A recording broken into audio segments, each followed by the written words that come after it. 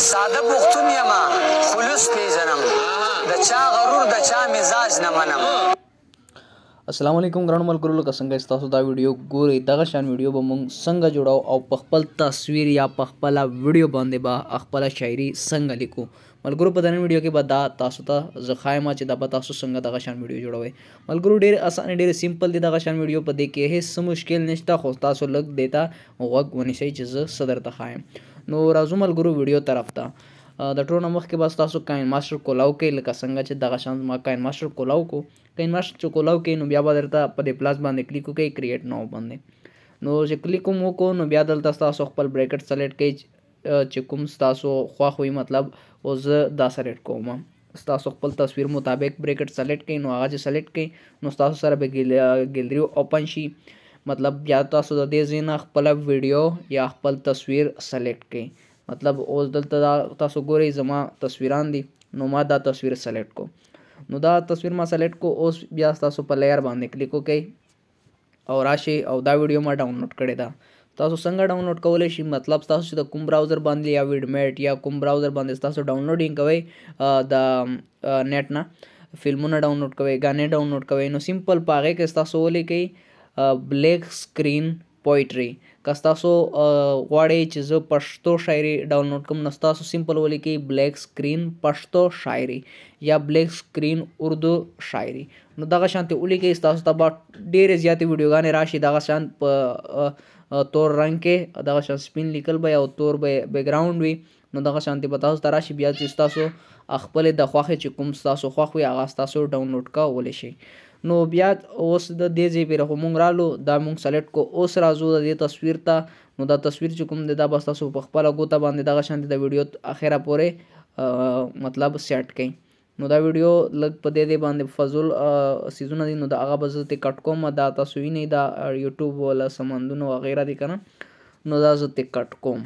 ما کټ کو او تصویره په دې باندې مطلب د کینچي باندې به کلیک وکړئ. سمپل کټ کول اسان دي که نه، په دې کینچي باندې به کلیک وکړئ او چې کوم طرف ته کټ کوئ هغه طرف ته لکه ټریم ټو رایټ اف پلی هیډز باندې کټ کوم. نو زه به دې باندې کلیک وکړم. نو دا ګورئ زما دا کټ شو. نو دا تاسو ګورئ زما په دې تصویر باندې دغه شانت رالل. اوس بیا دا بیکګراونډ چې کوم دی د تور دا به ترې څنګه لرې کوو. اوس به موږ دا ترې لرې کوو. د دې ډېر اسان طریقه ده، زه درته ښایم. سمپل به تاسو داسې کار وکړئ چې په دې د ویډیو چې کومه ده په دې به کلیک واخلئ.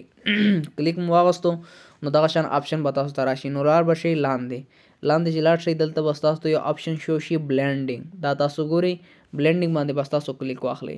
کلیک هم پرې وکړو. بیا تاسو راشئ او دلته لیکلي دي سکرین. نو تاسو به سمپل په دې سکرین باندې کلیک وکړئ. نو ګورئ هغه بیکګراونډ چې کوم و بلیک هغه ختم شو او سمپل خالي هغه لیکل چې کوم و هغه پاتې شو.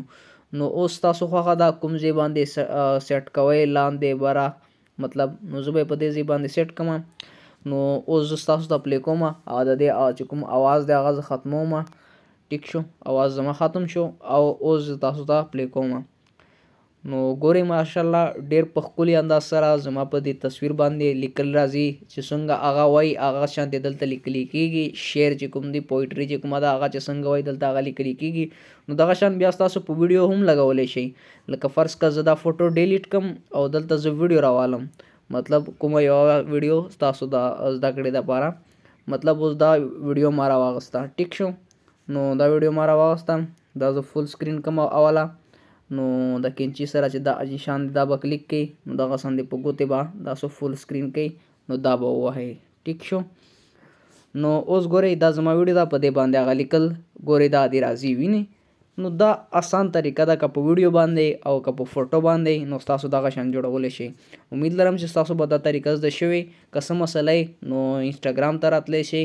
انسټاګرام نام مې دی RFK Tech. هلته تاسو ماته ډایرکټ میسج کولی شئ یا کمنټس هم کولی شئ.